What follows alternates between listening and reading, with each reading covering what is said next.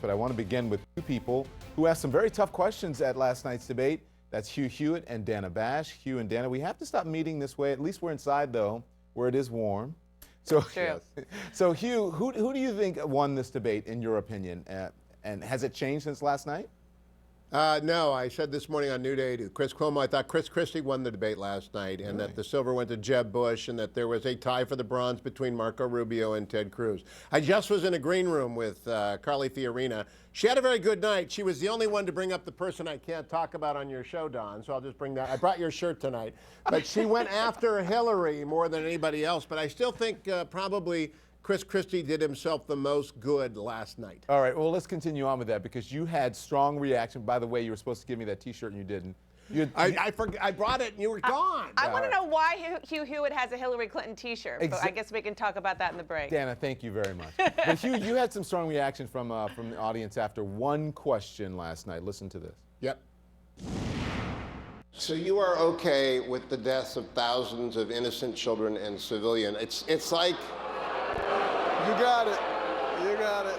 That is what war... Can you be as ruthless as Churchill was in prosecuting the war against the Nazis? Ruthless is not necessarily the word I would use, but tough, resolute, understanding what the problems are, and understanding that the job of the President of the United States is to protect the people of this country and to do what is necessary in order to get it done. So Hugh, what brought that on? What prompted that question? Dr. Carson is much loved because of his National Day of Prayer breakfast speech, because he's an evangelical, because he's Gentle Ben, because he's a pediatric neurosurgeon. And the question is, we're in a World War III, and this was a commander-in-chief debate.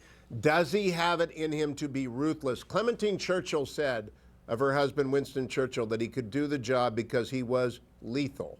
About Dr. Carson, I think he probably welcomed the opportunity to assure the audience, even if the audience didn't welcome the opportunity, and we just have to put up with that in our business, to say to them, yes, I can wage war. And so we got to that question. I'm very proud of that question. I don't mind getting booed. That's part of the game. Yeah, it's interesting because sometimes we talk about, Dana, who won the room, and it's often different when you're in the room and then when you're watching on television. But listen, they want to reach those 18 million people. I'm not sure how much they care about what happened in the room. So who stood out to you?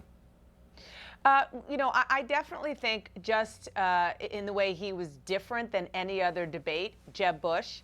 He clearly came in with a very specific game plan to go after Donald Trump, to do so in a way that he hasn't before.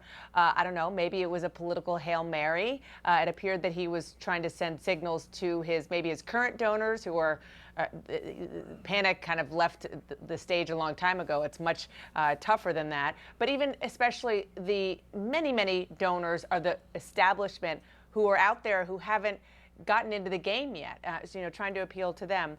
But I also thought that the Marco Rubio, Ted Cruz dynamic, even Rand Paul, especially as somebody like me who has studied them for the past few years since they've been in the Senate, I found that most fascinating. Well, you mentioned Rubio Cruz, and the exchanges were pretty intense between them. One of them, you asked Senator Rubio about immigration. Let's listen to it. You haven't answered the question.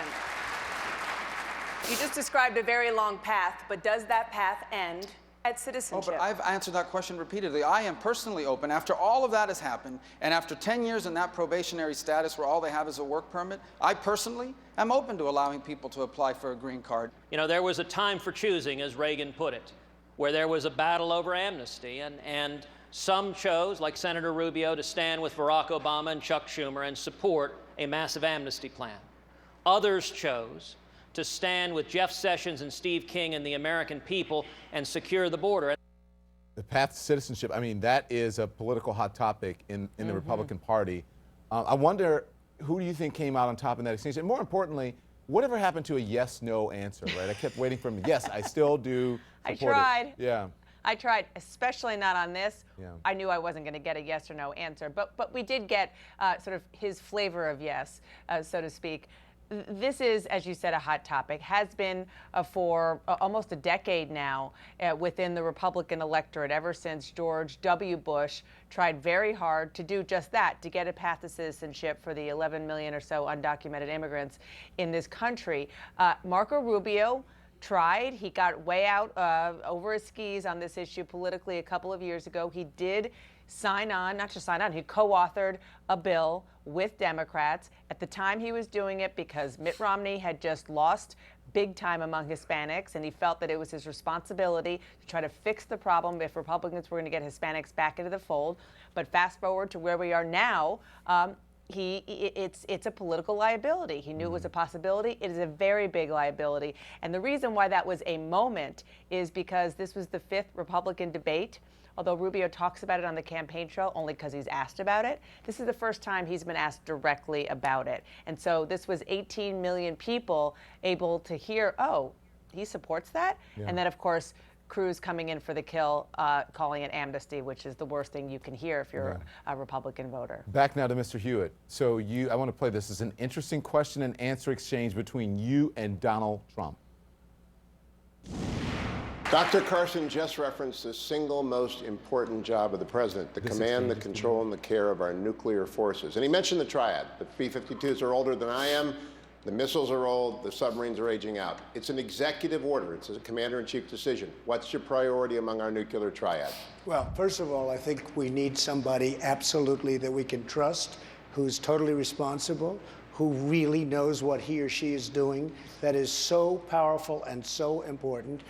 And one of the things that I'm frankly most proud of is that in 2003, 2004, I was totally against going into Iraq because you're going to destabilize the Middle East. I called it very strongly, and it was very important. But we have to be extremely vigilant and extremely careful when it comes to nuclear. Nuclear changes the whole ballgame. Frankly, I would have said, get out of Syria, get out. If we didn't have the power of weaponry today, the power is so massive that we can't just leave areas that 50 years ago or 75 years ago, we wouldn't care. It was hand-to-hand combat. The biggest problem this world has today is not President Obama with global warming, which is inconceivable. This is what he's saying.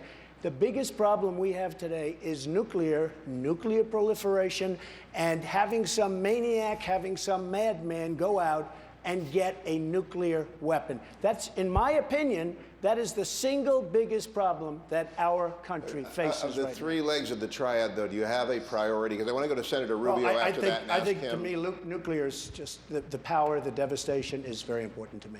Senator Rubio, do you have a response? I do. Well, first, let's explain to people home what the triad is. Maybe a lot of people haven't heard that terminology before. The triad is our ability of the United States to conduct nuclear attacks using airplanes, using missiles launched from silos or from the ground, and also from our nuclear subs, ability to attack. And it's important, all three of them are critical. So the answer was vintage Donald Trump, Hugh. But was Marco Rubio, I mean, was he throwing some shade to Donald Trump, maybe subtly pointing out that it was his opponent didn't appear to know what the nuclear triad is? I think you could say that. I also think that as a national security issue grows more and more important, specificity about not only our armaments and our deployment of those armaments, but things like Carly Fiorina, who I was just talking to about, her command of encryption, her command of the national security data, the technology evolutions that we're falling behind, command of specifics in a war that is global and is going to go on for 20 and 30 years and which requires an all-out national effort to win and about which Americans are deeply afraid, specific command of facts will matter. Now, Donald Trump is way ahead. And so maybe I'm wrong. I've been wrong a lot about this. Maybe you can stay general, but as you go ahead into a race deeper and deeper and people get more and more concerned with an actual vote, specifics matter, and I will look for all the candidates to up it. Don, I want to just quickly take you behind the scenes. You know, a lot of people want to know how this happens. From day one, which was a long time ago, weeks ago, when we all started talking about this debate, Hugh Hewitt was determined to ask about the nuclear triad, and there was a lot of pushback. I can imagine. I've been in that room. And you know what? Look, he prevailed. And what are we talking about the next night? The triad. Congratulations, Hugh Hewitt. Yeah. Thank you, Dana. It's because it's important. It's because it's important. Okay. We're going to keep congratulating ourselves. But you guys did a great job. You should be very proud. It was very informative. Oh, my gosh. It's for you, Don. It belongs to you. I can bring her up. She lost last night because Carly Fiorina really took it to her. She lost last night. Bye, Hugh Hewitt. Until next time. Thank you. Good night, Don. Thank you, Dana. See you later.